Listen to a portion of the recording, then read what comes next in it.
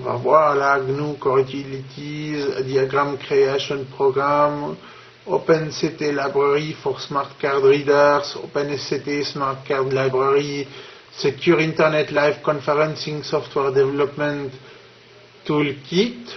Internet Live Conferencing, c'est pas bon, non, on n'en veut pas, on veut pas faire de la conférence. On va dire supprimer. Important Programs for Networking, NetTools, on va voir si on peut le supprimer. Il fait trop d'interdépendance, donc on le garde. NFS Client. Un logiciel client, c'est jamais trop dangereux. C'est plutôt les logiciels serveurs qui sont dangereux. Hein. Les logiciels clients, c'est toujours un logiciel client et un logiciel serveur. Il y a des fois des logiciels qui ont deux sous-logiciels.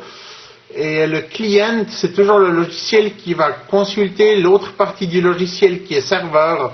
De façon à ce que si on a le client sur son ordinateur, c'est pas dangereux parce qu'il ne fait que de consulter. Tandis que si on a le serveur dans son ordinateur, c'est déjà beaucoup plus dangereux parce que le serveur, c'est quelque chose qui va donner du contenu de l'ordinateur aux autres ordinateurs. Donc ça, c'est dangereux. Mais NFS Client, c'est pas dangereux, donc on peut le garder. On peut le supprimer aussi si on veut. Hein. Il faut voir avec les interdépendances. Oui, je crois qu'on va les garder. Notify Sharp. ISA C+, C dièse, Client Implementation for Desktop Notifications, Network, Time Protocol Daemon version 4, RubyGems, the Ruby Standard for Publishing and Managing Third-Party Libraries.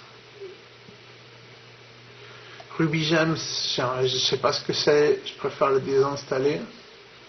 Ah non, on ne peut pas. Il désinstalle Patterns OpenSUSE, ça c'est dangereux de désinstaller. Scene Backend, c'est le scanner. Seed, Stream Oriented Non-Interactive Text Editor, c'est pas dangereux. Silk Toolkit, Secure Internet Live Conferencing Software Development Toolkit, ça on peut le supprimer.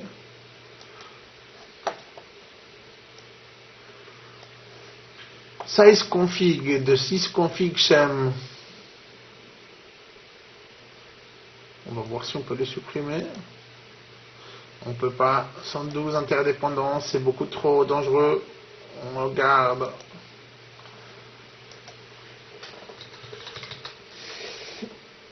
Alors voilà, on désinstalle Bluetooth.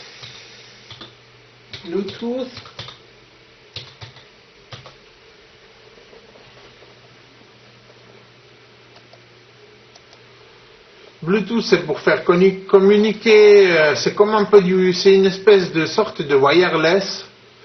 C'est pour faire communiquer un wireless moins puissant que le vrai Wi-Fi, parce que le Wi-Fi wireless c'est plus puissant que du Bluetooth.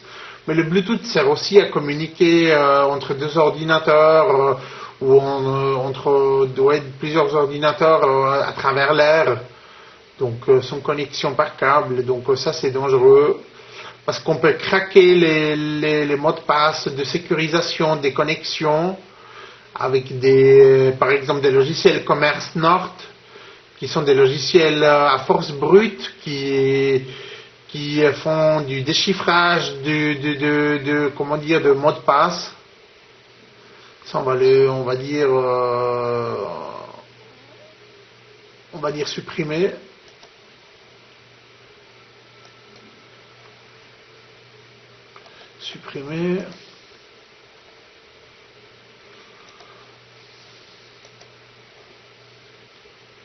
Fuse, User Space File System, je crois qu'on ne pourra pas les désinstaller. Ah ouais, si on peut. Tout ce qui fait plus de 5 interdépendances, c'est dangereux à désinstaller. Tout ce qui fait moins de 5 interdépendances, en général, on peut les désinstaller.